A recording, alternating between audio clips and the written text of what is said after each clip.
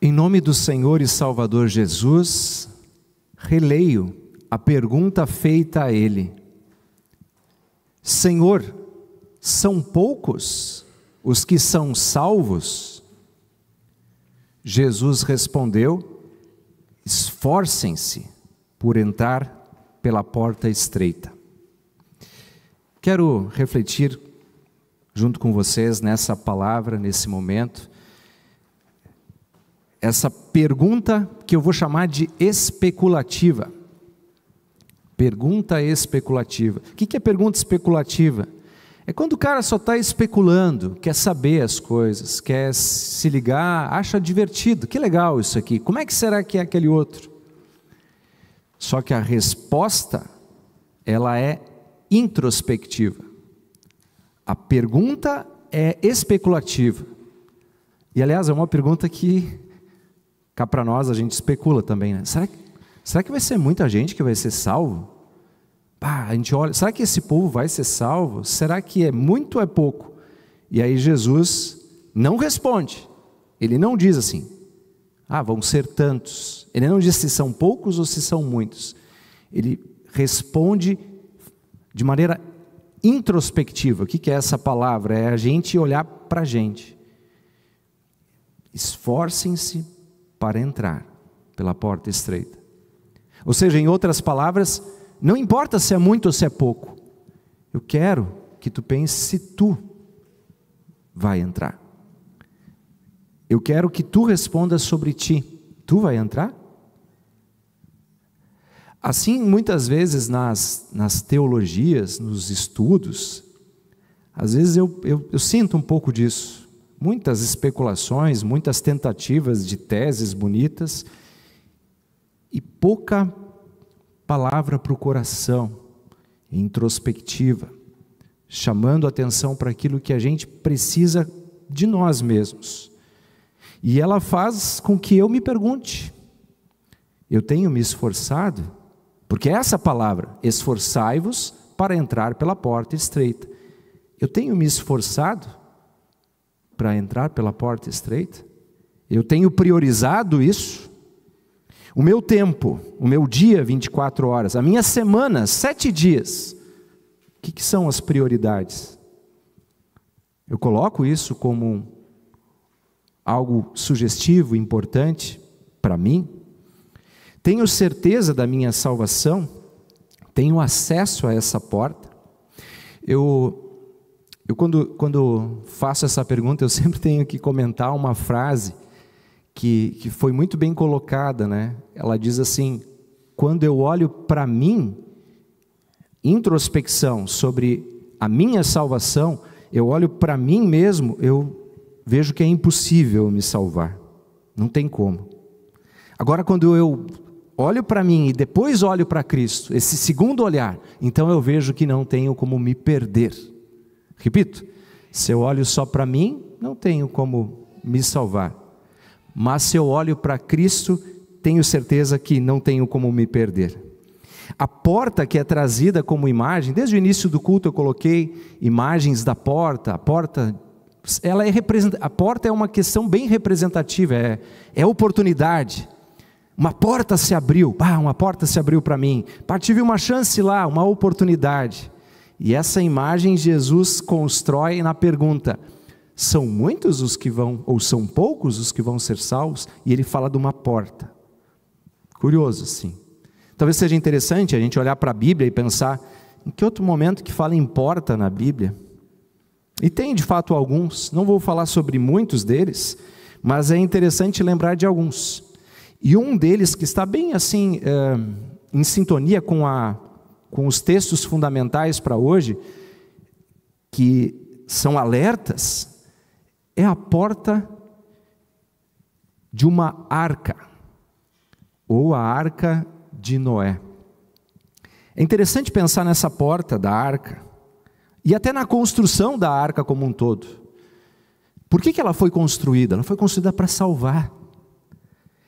Há o anúncio de que chegaria o dia da ira, o dilúvio viria, e que era necessário ter a construção de algo que salvasse. E isso é construído por misericórdia, para salvar pessoas. São muitos ou são poucos os que entraram naquela porta? Sempre a gente lembra dos animais e assim por diante, e da história como um todo, mas é triste ver que foram muito poucos. Apenas 8, Noé, seus 3 filhos, as 3 noras. Poucos entraram. E há uma referência, assim, bíblica clara, de que quem fechou a porta da arca não foi Noé, um esquema de puxar as cordas lá com os filhos, foi Deus quem fechou a porta. Quando chegou aquele dia, o dia final, depois de muito tempo de construção, de anúncio, de se liguem, de acordem, quando chegou aquele dia, a porta fechou. E aí já não tinha mais como entrar. Então houve choro e ranger de dentes. Assim nós temos também essa imagem, eu não sei se vocês perceberam, e também eu até explico ela um pouquinho mais, que às vezes a gente não lembra dessas histórias todas, de Esaú, né? O texto ali, os rapazes estavam lendo, né? Cuidado, porque é como Esaú. Aí diz lá, ele desprezou o direito de primogenitura. Eu não quero explicar todo o processo, mas a questão era um direito que ele tinha. Não é só uma questão civil de posses, mas de bênção da aliança que Deus tinha com ele. E em algum momento ele disse, eu nem quero saber disso aí, estou com fome, me dá aí esse prato de comida. E ele troca então esse prato de comida por aquela bênção, que parecia ali no momento só uma transação civil, mas Deus diz não, ele estava rejeitando, desprezando uma bênção que era para ele. Algo do tipo, não, eu não quero, isso não quero, não, agora essas coisas de Deus, eu não estou nem aí para isso, minha vida é outra, meu objetivo é outro, vamos embora. E aí ele diz, cuidado, para não ser como Esaú, porque quando o dia chegar e essa porta fechar-se, então nem querendo voltar depois, vai dar. Sim, meus irmãos, eu sei que hoje, lendo assim os textos, eu disse, eu não posso escapar dessas repreensões, a palavra de Deus, minha tarefa é proclamar a direção que esses textos nos dão, e elas são muito repreensivas, elas são um chacoalhão, se liga pessoal, afinal, onde é que vocês estão? Agora, o bonito é que Jesus apresenta a porta, em João 10, 9, ele diz assim, eu sou a porta, quem entrar por mim terá salvação. E aí tem uma característica que é colocada aqui no texto, bem óbvia, mas para chamar a atenção eu trago a pergunta, vocês lembram? Qual que é o adjetivo que é colocado junto à porta no texto do Evangelho? Esforcem-se por entrar pela porta. Qual a característica da porta? Estreita. Curioso, né? Por que a porta é estreita? Será que essa porta estreita é um preconceito contra alguém que é mais obeso, de repente? Nada a ver, não está falando desta obesidade, mas fala sim de quando nós estamos cheios de nós mesmos, dos nossos muitos pecados. Hebreus 12 convida, diz assim, larguem esse peso de pecado que impede vocês de correrem, joguem isso fora. E aí nós temos essa porta estreita, mas mais do que estreita nesse sentido de que ser difícil, estreita é no sentido de ser específica, é ali, é aquele lugar. Eu gosto de dizer assim, alguns já devem ter ouvido falar, quando se trata dessa porta de Cristo, é uma porta, o resto é parede, todo o resto é parede. Todo o resto que tu vai tentar entrar, tu vai dar com a cara na parede. Há uma porta, é específica, ela é estreita, ela é esse ponto. É ao contrário do que popularmente se pensa assim, não, o importa é ter fé, né? O que importa é ter fé, o que importa é a gente estar de bem e coisa e tal. Mais ou menos. É como um endereço, não, é lá naquela rua, não sei onde é que é direito, mas é lá. Não, mas qual é o endereço? Como é que eu acesso? Eu vou chegar ali, tem um portão, tá, mas tu tem a chave? Não. Tu tem o controle para abrir? Não. Então, mas como é que tu vai entrar? É específico. Assim é a porta estreita, é Cristo. O resto é parede. O resto é parede. E aí ele aponta para isso: esforçai-vos para entrar pela porta estreita. Eu sei que é meio repetitivo, mas para vocês se conectarem, lembram de novo, Jesus diz: eu sou o caminho, a verdade, a vida. Esse o artigo definido é específico, é a porta.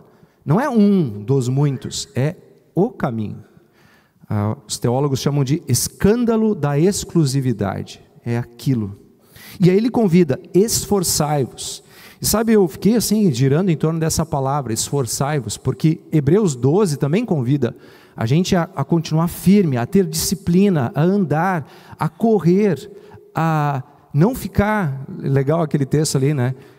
Quando tu for corrigido, tu sente que tu está sendo corrigido, cara, Deus corrige quem Ele ama. Aí ele pergunta: se vocês já viram um pai que nunca chamou a atenção do filho? Já viram um pai que nunca chamou a atenção da filha? O pai que não se importa não chama atenção, mas o pai que se importa, ele vai chamar atenção. Então, se Deus está chamando a atenção, te alegra, cara. Ele faz isso porque tu é filho, porque tu é filha. Não fique apenas reclamando, continue, absorva o que Ele está dizendo. E esse esforçai-vos, ele pode nos conduzir assim: tá, então quer dizer que tudo depende de mim. Não é nesse sentido, não. Absolutamente não. Hebreus 12 começa dizendo: olhos fixos em Jesus. Não sei se vocês lembram como é que está escrito lá. Diz lá que Ele é o autor e o consumador. Quer dizer, Ele opera o querer e o realizar. Então Ele é o Senhor. É por graça, é pela graça sim. Mas se ligue para não rejeitar. É isso que Hebreus está nos dizendo. E aí nessa disciplina, Ele nos convida a buscar diariamente a palavra e a oração. Orai sem cessar. Se você tem dificuldade de concentração, que o pessoal dá um monte de nome hoje em dia, fale alto na sua oração. Aliás, eu testei isso, dá certo, é bom. Às vezes quando a gente fica assim em silêncio, muito pensamento, a gente se distrai. Fala, mesmo que for baixinho, ou que estiver num lugar solitário, fala alto. Você vai ordenar ideias. Não é só na terapia que a gente organiza pensamentos. Na oração, a gente organiza pensamentos. E a gente fala com aquele que direciona e que está com a gente. Orem, busquem a palavra. Lutem contra o pecado e o velho homem. Está escrito: se vivemos pelo Espírito, andemos também pelo Espírito, conforme Gálatas 5:25. A Bíblia fala muito em perseverar e permanecer. Se vocês pegar João 15, da parábola da videira e dos ramos, permaneçam, perseverem, permaneçam, não larguem mão, continuem. Perseverança, esforcem-se. Viver uma fé ativa no amor. Tiago, né? A fé sem obras é morta. Também nas obras a gente deve de cuidar. Hebreus, um pouquinho antes, Hebreus 10:25, fala: não abandoneis o costume de se reunir, da congregação, de estarem reunidos em nome de Jesus, porque ali tem segurança. Se tu te isola, tu vira alvo fácil do predador. Esforcem-se, vigiem, vigiai e orai. É uma palavra contínua para nós. Bom, eu quero conduzir aqui o final dessa reflexão, mas assim, a preocupação sempre continua. Tá, e como é que vai estar essa porta? Essa preocupação era das mulheres quando no domingo de manhã foram para o túmulo. A pedra é grande, não tem como remover ela. Como é que a gente vai abrir essa porta? E graciosamente, quando elas chegaram lá, a pedra tinha sido removida. Jesus ressuscitou. A sua ressurreição abriu as portas da salvação. Essa porta está aberta para nós, e esta é a alegria. Nós não conseguimos jamais mexer essa pedra. O nosso pecado é muito mais pesado do que aquela pedra daquele túmulo, mas Jesus o remove.